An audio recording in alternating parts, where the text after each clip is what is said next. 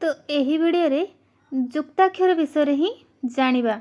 तो जुक्ताक्षर क्या कह जाए ना जुक्त जुक्त होइके अक्षर जो थाए तो ताकू जुक्ताक्षर कह जाए। जुक्त प्लस अक्षर जुक्ताक्षर माने गोटे अक्षर आउ गोटे अक्षर सहित मिसिकी जो अक्षर गोटे नुआ अक्षर तैयारी होता है। देखो ये गोटे अक्षर ये गोटे अक्षर तो ये मिसिकी यही अक्षर है। तो ये दुईटी अक्षर मिसिकी गोटे नुआ अक्षर है तो या जुक्ताक्षर कह। तो सेमती तीनोटी अक्षर मिसिकी भी जुक्ताक्षर होता है, चारोटी अक्षर मिसिकी मध्य जुक्ताक्षर होता है। तो सही जुक्ताक्षर को किभली भाव में लेखिबा और सठिक उच्चारण किभली भाव में करबा तो यही वीडियो रे ही जानिबा। तो तार सठिक उच्चारण केमिति करबा ना जदि जुक्ताक्षरटी दुईटी अक्षर विशिष्ट होइथिबो दुईटा अक्षर को नहीं होइथिबो तो प्रथमे फास्ट अक्षर उच्चारण हबो तापर द्वितीय अक्षर उच्चारण हबो। जदि तीनटी अक्षर को नहीं थिबो फास्ट प्रथम अक्षर सेकेंड रे तापर अक्षर थर्ड रे तापर अक्षर को नहीं उच्चारण होइथिबो।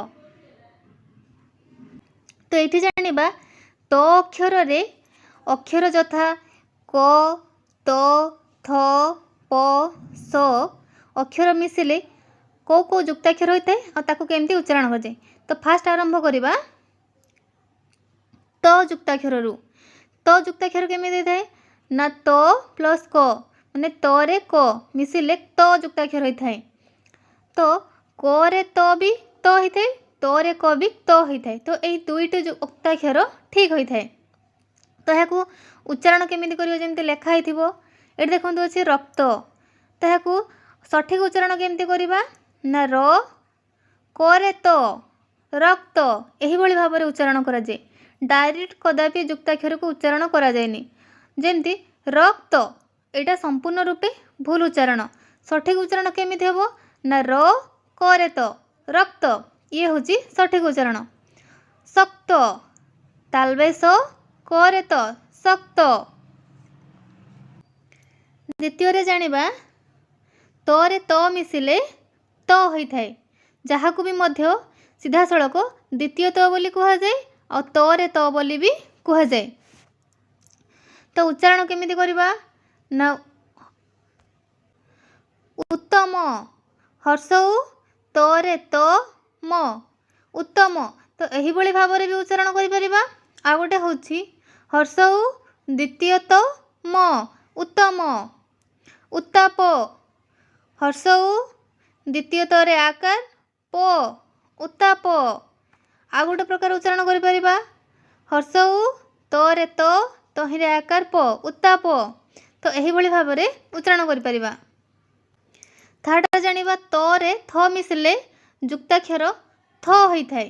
थ तो केमिति लेखा जिवो ना तो थ यही भली भाव में लेखा जिवो।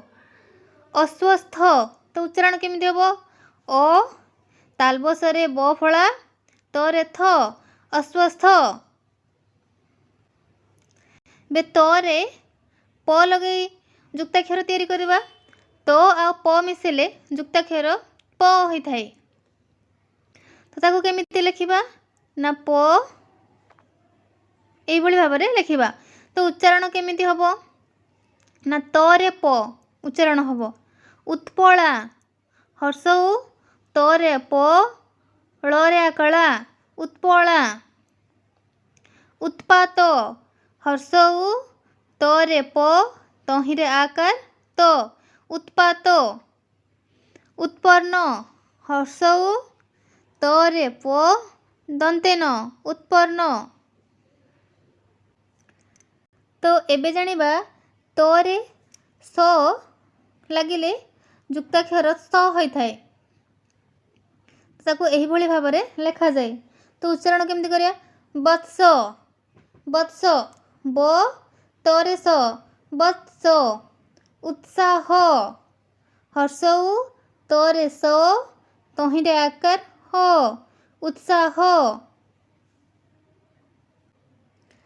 तो एबे जानिबा द रे अक्षर ग घ द ध ब मिसिले को जुक्ताक्षर होता है ताकू केमिति उच्चारण करा जिवो आ केमिति लेखा जिवो। तो फास्ट ग लगे देखिबा ଦ ଆଉ ଗ ମିଶିଲେ ଯୁକ୍ତାକ୍ଷର ଦ ଯୁକ୍ତାକ୍ଷର ହୋଇଥାଏ। ତ ତାକୁ କେମିତି ଲେଖିବା? ଦରେ ଗ ମାନେ ଦ ଆଉ ତଳେ ଗ ରହିବ। ତ ଏହିଭଳି ଭାବରେ ଲେଖାଯାଏ। ଉଚ୍ଚାରଣ କେମିତି କରିବା? ଉଦ୍ଦଗ ମନ ହର୍ଷ ଉ ଦରେ ଗ ମ ନ ଉଦ୍ଦଗ ମନ। ଦରେ ଘ ଯୁକ୍ତାକ୍ଷର ଲାଗିଲେ ଯୁକ୍ତାକ୍ଷର ଧ ଘ ହୋଇଥାଏ। ତାକୁ କେମିତି ଲେଖିବା?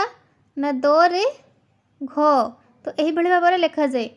ଉଚ୍ଚାରଣ କେମିତି କରିବା? ନା ଉଦ୍ଘାଟନ ହର୍ଷ ଉ ଦରେ ଘ ତହିଁରେ ଆକାର ଟ ନ ଉଦ୍ଘାଟନ।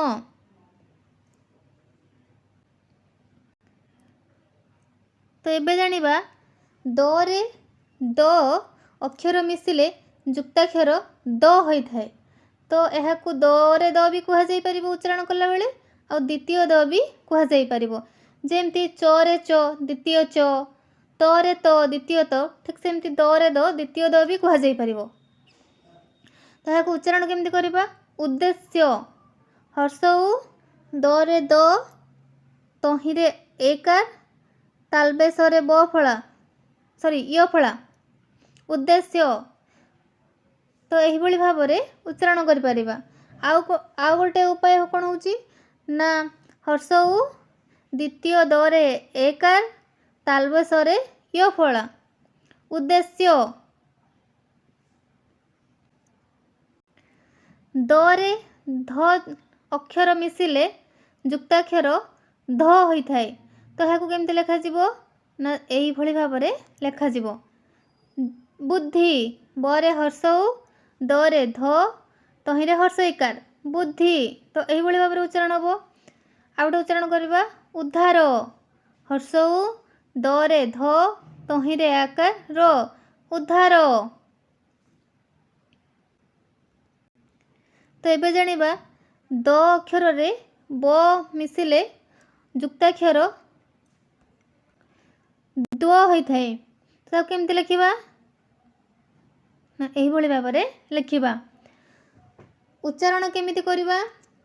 ଦ୍ୱନ୍ଦ ଦ୍ୱନ୍ଦ ଦରେ ବ ଫଳା। ତ ଇଏ ବି ଗୋଟେ ଯୁକ୍ତାକ୍ଷର ଦ ନରେ ଦ ମିଶିଲେ ଏହା ହେଇଥାଏ। କେମିତି ଉଚ୍ଚାରଣ କରିବା? ନା ଦରେ ବ ଫଳା ଦ୍ୱ ନରେ ଦ ଦ୍ୱନ୍ଦ। ତ ଏହିଭଳି ଭାବରେ ଉଚ୍ଚାରଣ କରାଯିବ। ଭିଡ଼ିଓ ଭଲ ଲାଗିଥିଲେ ଲାଇକ୍ କରନ୍ତୁ, ସେୟାର କରନ୍ତୁ, ସବସ୍କ୍ରାଇବ୍ କରନ୍ତୁ। Thank you.